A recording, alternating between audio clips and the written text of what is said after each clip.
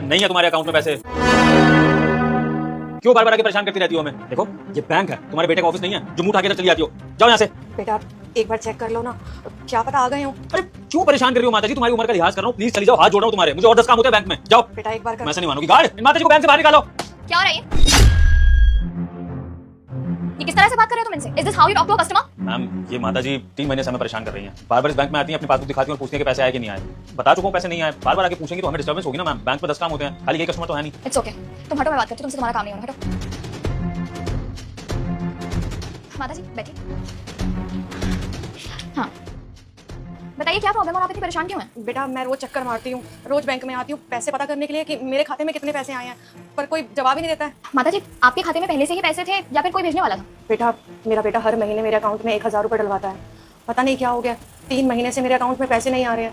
मैं बहुत परेशान हो गई हूँ, इसीलिए बैंक के चक्कर मार रही हूँ और पूछ रही हूँ कि मेरे खाते में पैसे आए हैं या नहीं आए, पर यहाँ कोई बताता ही नहीं है। आती हूँ तो सब चिल्लाने लग जाते हैं। बेटा मैं बहुत मजबूर हूँ, मेरा बेटा जो 1000 रुपये भेजता था उसी से मैं अपना खर्चा चलाती थी, अपनी दवाई अपना खाना पीना सब उसी से ही करती थी।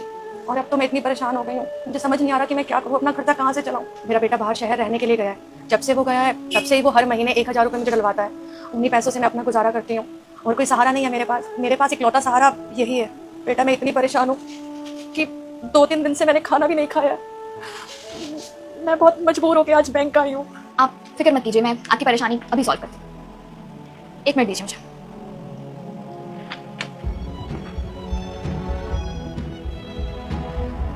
हाँ शर्मा जी, आप ये डील डन समझिए। अच्छा शर्मा जी, मैं आपको कॉल बैक करता हूँ, किसी का कॉल आ रहा है। हेलो हेलो, मेरी बात क्या श्रीमती लक्ष्मी जी के बेटे से हो रही है? जी बात कर रहा हूँ, आप कौन? जी हाँ, वो असल में आपकी माता जी जो है वो पिछले 3 महीनों से बैंक के चक्कर काट रही हैं अपना पासबुक लेकर के। अक्सर हमारे पास आती हैं और कहती है कि मेरे बेटे ने पैसे भेजे हैं, मुझे पैसे दे दीजिए, लेकिन उनके खाते में वो पैसे दिख नहीं रहे हैं। आप श्योर हैं कि आपने पैसे भेजे थे या फिर शायद हमारी तरफ से कुछ इशू हो तो मैं वो देखूंगी। देखिए मैम, अब मैं उनको पैसे भेजना जरूरी नहीं समझता। अब वो चाहे जिए या मरे, मेरा उनसे कोई मतलब नहीं है। अगर वो आपके बैंक आई है ना तो उनको वहाँ से धक्के मार के भगा दीजिए। आई बात समझ में? और मेरे पास दोबारा उनके लिए कॉल नहीं आना चाहिए, क्योंकि अब मेरा उनसे कोई रिश्ता नहीं है। ओके सर, कोई बात नहीं, वी आर रियली सॉरी, हम समझ सकते हैं, हमारी तरफ से ये इशू होगा। Okay sir, thank you.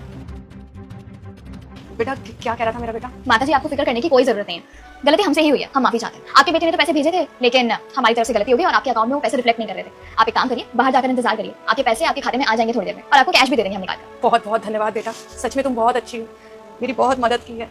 मेरी कोई बेटी तो नहीं है, पर मेरी बेटी होती ना तो बिल्कुल तुम्हारी जैसी होती, जो मेरा बहुत अच्छे से ध्यान रखती। भगवान तुम्हारा भला करे, तुम हमेशा खुश रहो। तुम्हारे माँ बाप ना बहुत खुशकिस्मत है जो तुम्हारे अगर आप इंडिया से प्यार करते हैं तो इस वीडियो को लाइक और चैनल को सब्सक्राइब जरूर करना। जैसी बेटी है उनके पास। बेटा मैं तुम्हारा एहसान जिंदगी भर नहीं चुका सकती। अरे माता जी देखिए, ये तो हमारा काम है,